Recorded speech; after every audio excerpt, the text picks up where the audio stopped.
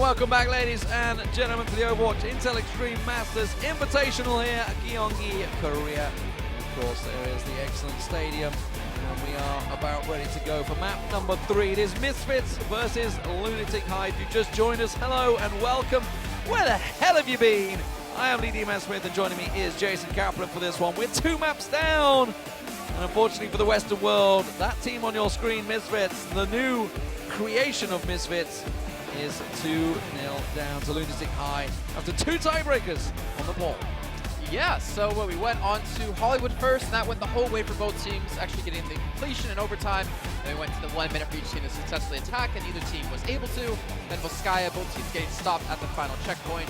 Lijiang Tower, though, with the performances we've seen for Misfits so far, and I want to have hope, it's going to be really rough for them on this map. I feel like the comps that they've been running with, like the triple take setup or the quad take setup, just hasn't necessarily been working out that well for them. Maybe they should change things up and go with what they're maybe a little bit more comfortable with.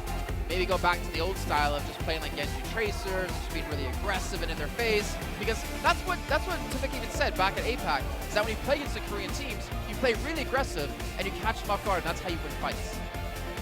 Well, there is Misfits, there's Lunatic High. Esker on your screen has been dominant so far. Both him and Taejun have been really, really strong for Lunatic High today. Obviously, you can't do anything without the support of your team, and that's been really the problem. Obviously, we've been focusing on both Manaton and Tavika, both been doing their job, I think. Obviously, Taejun very much shut down by Manaton in the last matchup there, but the problem is that it's just the complete team for Lunatic High, and obviously you're looking at Misfits, it's not the complete deal. But here we go, ladies and gentlemen. Game number 3 about to start.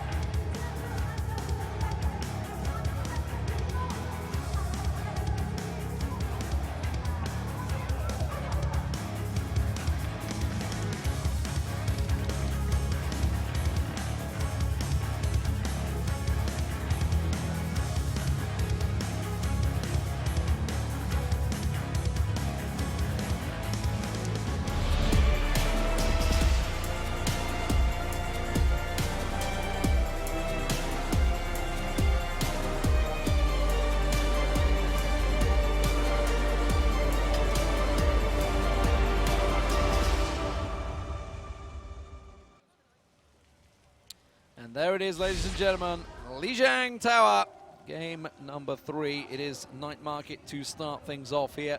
Misfits in blue up against Lunatic High in the red. And already we're seeing changes certainly from Lunatic High. Not any changes from Misfits though. Yeah, so I think we're seeing Taejun try to deal with Manaton a different way. His Tracer wasn't working out against him, his Genji wasn't working out. He got hooked in almost every single time. So why not go Reaper? And with the help of Dean with the Discord Orb, you can take care of pretty much any of the tanks, pretty much anyone on the opposing team with relative ease. And with the Mei there out of Eska to kind of go back to the old school kind of meta, except they don't have the Ana, the Mei Reaper combo. You can separate targets, and you can also freeze targets to allow easy kills for Taejun. Oh, Lunatic High not having any of it. The usual mid-battler goes on, choosing instead to go around the side, and that's a great little separation. Reinforced, pinned in the corner. He's going to get the charge though down. Gets Esker in the back there. Is it going to be enough though? With that big tank down, Taejun almost getting launched off the backside, but it's not quite enough. He's going to focus himself down on Zave, and now with a close quarters Reaper, it's only going to be bad news for Misfits. Gets the hook in, but unfortunately Manaton will fall to Taejun, just bringing him closer to get those shotguns off in his stomach. Yeah, the Hellfire shotguns. Really smart play by Lunatic High to know what their comps and excel at, close quarters, and know where Misfits can really be pushed into a really bad position. So they get directly on point. They force the fight with the help of the wall. Even though Eska did get charged immediately, it allowed Taejun a lot of freedom. He's at 71% of his ultimate. Look at the side of Misfits. No one's even close to that. So Lunatic High will definitely have ultimates up first. And not to mention, if Reinforce keeps getting like walled off like this, if their support's not there on the rest of Misfits, then it's going to be really hard for them to take this point back. Well, Tavik making that changeover already over to the McCree as well. It's working out well for him. Zebasai onto the Diva as well. That's Reinforced launching one off the side. That's a great little shot there. Toby getting plucked out in the air there. Esker gets himself the shot though. The icicle to the face of Tavik will be enough to slow him down. Zave goes down, and just as we saw on the poll twice over already, Lunatic High get themselves that first point early and hold it solidly. Now, I don't know whether that was a misclick from I think Dean it was a there. misclick, yeah. I was just looking, I was thinking, okay, he's in no danger, but that could be a big deal. But I mean, something we just saw is something you pointed out. Like, you lose that first fight, you lose ult %. Oh, dear. And Lunatic, even though they lost a couple of people immediately in that fight with Miro getting charged, they still had ultimates to counter this one with. And again, Invitational going to be coming back in with the Death Boss and picking up 2. Even Miro gets a charge on a reinforce, and Lunatic will hold again. No one looked in the corner, and that's the deadly duo. Eska practicing his shots there on his teammates. So while Dean did use his Transcendence a little early or a little randomly, maybe a bit of a misclick, it doesn't seem to have affected them. Now they have Blizzard available, which is going to freeze up that point, 79% and counting. It's going to be really hard for Misfits to try and clear them out now. Especially with the Blizzard on the point when you have to kind of fight on it as Misfits. So maybe somehow Zebasai can actually eat the Blizzard. There it is. And they won't be able to. That's your shot coming through, not connecting either, and the charge will come in to follow up with. But Zebasai, you got the boop on a Toby, he knocked him off the entire map here. That's 2 quick kills for Misfits, and now with ultimates to use, they might be able to take this one back. Oh, Zebasai gets himself another there. That's Tajan going down, but Tavika's been dealt with. Dean takes him out. Zave, though, and they do clear the point out. So Misfits finally get themselves a little marker on the board as we hit overtime, and it was about time as well. Dean does drop himself out. Now, they have a good ult build-up as well in their bank as well. You can see it stacked out there. So Misfits in a pretty good position to hold this. I really want to point out though really quickly, Eska had such a sexy wall off with his mate because he walled off the self-destruct to keep him and Jaehong alive so they continue to fight. Obviously it didn't matter in the end, but it was still really cool to see someone using that mechanic. Tavik gonna get taken out by a Helix truck out of Eska. Well, his pop in the Deadeye, Invitation getting stuff off towards the side, but that's gonna be huge. That could be huge. Sound Barrier does luckily get down and Sage reinforced. You got Sleep Darted there. You can see the Graviton Surge forcing them in there. This is disastrous. Lunatic High absolutely smashing them to oblivion. That is going to be the point switching over. Overtime or not, that is Misfits just wrecked. Tavik comes back. He's the last man standing after getting back in there, but he's dead already. Dean takes him down with the orbs. And there we go. Lunatic High will take the first point. That is going to be tough. That's going to be a tough pill for Misfits to swallow. Because remember, this is not a best of 5 here on the Yizhong Tower. It's a best of 3. Yeah. So One if they more lose round, the next that's it. point, it's over. And now... It's a long flight home. Yeah, it is. It is. I mean, A long flight home and experience a pretty sad Christmas, I think, for Misfits if this is the case, because they don't have that luxury of having one in the bank. And you can see what it means to them, the focus on their face. It's not the happy smiles that we saw at the start of the game. Some serious, serene focus required. It just seems so weird that they keep doing the same comps over and over again and expect it to change, the result to change. But this is also the obviously what you get from a team that literally has practiced for 5 days. They've practiced a certain comp. I mean, they've practiced a certain map. They've practiced a few things. And they just haven't. Obviously, all the players are flexible. We know they are. That's the reason that they've recreated this team. They've shifted things around to fix the meta, but we'll see how it works. We're straight into command center though. There's going to be the hook already. Taejun manages to catch on Manhattan. Eska gets the kill in the end. Miro gets another, and this is just as it's been all the way through. Tavik, run and hide because you're going down, and now the full flank comes in. Nevik's got nowhere to run. He's going to get picked off eventually, and Lunatic High are going to start off with the point once again. So 95% separates Misfits from going home already in the first game of the tournament or having another chance as we move on to Night Market. But you have an added boost out of Dean. He's already ready to go. And considering Dean, he transitioned from main tank to being the main support player for the team, playing on the Ana, replacing Jaehong on the Ana. That's a tough ask, right? But he's been doing a fantastic job. He's hit a lot of really crucial sleep darts. He's able to deal with people 1v1 as well, like Jaehong did before. He's been caught out of position a couple of times. I would say that he's certainly been caught. You think back to Hollywood, but so far he's just got better and better. Miro's Earth Shatter around the side there only catches Manhattan out. Not a great deal from it. A little aggressive on the Earth Shatter as well, but it's done enough to force Misfits back and bought them more crucial minutes on the scoreboard as it ticks past 40%. Yeah, so that Earth Shatter was used because they wanted to solidify this position hold for Jaehong's Graviton Surge. They 100% wanted to commit what they needed to maintain the spot because of how effective and how much of a choke point this is going to be here. Zebasai has to somehow eliminate this Graviton Surge, but he runs straight past them, gets it down. They're going to be pulled all together, but there's still that shield there to protect them. Oh, self-destruct thrown in there. This could be devastating. It's a double self-destruct. Back and forward they go. Eska's the one that comes out on top. You can see Tavik trying to force him away. He has a Graviton Surge of his own, but the rest of his team are down 65% and counting, and it keeps on ticking. Lunatic High, though, realize they might have to give up some ground here. Yeah, they're just going to back away a little bit here. Hope that Tasia can get a nice hook to actually get a pick, so they have the man advantage. But they do have the longevity. They have the Sound Barons, so at least they have that support ultimate to use. The problem is the Grouch on Surge, and Misfits are not going to hold back these ultimates because they need this point, and they need it now. Oh, they managed to catch it. It's going to work out well. There's the Sound Barrier going down, the whole hog pumping in towards that shield, but nobody goes down from the total combo of ultis, and that's a big deal. Misfits really could have done with something there. Now, Reinforcer's still got the Earth Shatter. He manages to catch one down, but it didn't really have a great effect. Miro gets the pin on him in the end.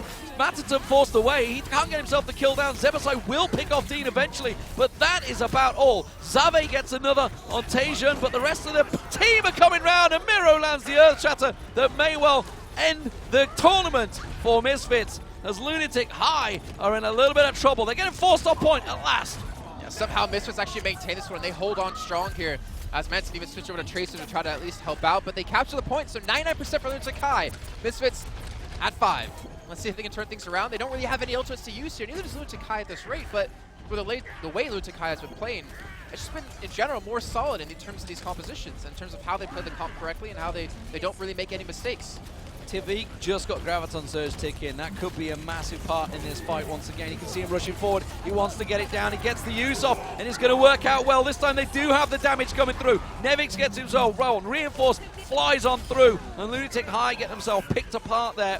One ulti used, and that is a successful hold. 30% and counting for the Misfits. Such a sexy bio grenade out of Nevix. You can't underestimate how important that is, because he hits it onto every single man on Lunatic High, so there's just no way you're going to heal any of the damage that's being done, and they just collapse on them, able to save quite a few ultimates on top of that.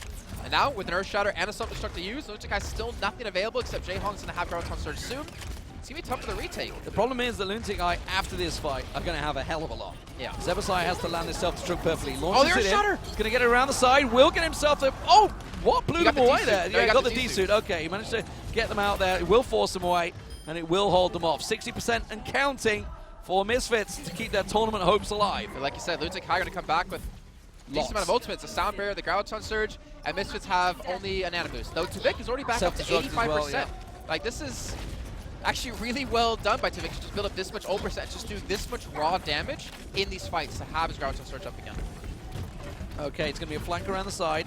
Are they going to go up high? Are they going to go straight through the middle? They're going straight through the middle. Okay, look at this. The flanking Graviton Surge is going to catch them off guard. They're not looking. They're not expecting it. There's the Graviton Surge. The self-destruct gets launched in there, and Lunatic High force them down. Nevix gets picked off. The damage is enough from Lunatic High, and Misfits just getting wrecked around the side. They were not expecting that. Beautifully, beautifully flanked from Lunatic High. And Nevix was the man to go down. He's the one that had his only ultimate available to go here, and we're taking away. That is it. Is so going to contest. Zave's finally going to be able to come in. That is all she wrote. That's going to be the hook. Manhattan pulled in. That is it, ladies and gentlemen. Lunatic High will take it 3-0. Misfits are out of the Intel Extreme Masters in Gyeonggi already in the first game. The new team, it certainly performed well. We shouldn't write them off. They did well. I mean, they took it to 2 overtimes, 2 tiebreakers on the ball, but you know, the signs were there already. Control point maps were very much, but the control point maps were very much going Lunatic High way, no doubt about it. It's really unfortunate for Misfits because I think everyone out there wanted to see how they perform like in a longer match. Like, it's a best of 5, like, and you lost 3 straight, so you had your opportunities, but maybe they're just not comfortable with each other yet. And it goes back to what we said before of, yeah, they have all these flexible players, yeah, they have the potential to do all these different compositions and all of these different strategies, but have they had the time to practice it? And is the meta really going to allow that to happen too well? But Lunatic High with their switches, with Dean and J-Honk switching over roles basically, one going to flex DPS, one going to support, they did well. They did extremely well. And now they'll be up against AF Blue in the semifinal tomorrow. Well, I mean, Misfits can't write them off. Like I say, they held off for 7 minutes. It was on Volskaya. It's not something, obviously, that most teams have used to playing because it hasn't really been in a tournament format for quite a while, actually. I'm trying to think when it last was. It wasn't used at DreamHack, was it? No, not as far as I remember. No, I can't think if it was. But, well, I think there's still definitely a lot more to come from Misfits, but we won't be seeing that until the new year, that's for sure. For now, it is Lunatic High, as you mentioned, going through to face Africa Freaks Blue, I believe, because Rogue will be winning. That is going to be an absolute tasty, tasty semi-final, of course. Coming up, it's going to be Kongdu Panthera, if I can speak correctly, against Luxury Watch Red, or more of a Luxury Watch Purple, because it's kind of a combo of both red and blue. Yeah, that's going to be a great game. I can't wait to see actually how that one's going to work out with Pine. I know Uber's really excited to cast Pine and Anohana together. But last thing I want to say for Lunatic High, that was a big victory for them too, because that was the revenge against Tavik and Reinforce, who they've struggled with so many times in the past, losing the APAC finals to them after they beat them in groups. You got to get the revenge on them and to kind of show that it really worked out for them. The swaps they did, it kind of reinforces the idea that this is a team that can still stick together. We don't need to have any roster swaps, just maybe role changes. Yeah, just a couple of changes. As we mentioned already, obviously Lunatic Luxury Watch Red versus Gyeonggi Panthera is coming up next.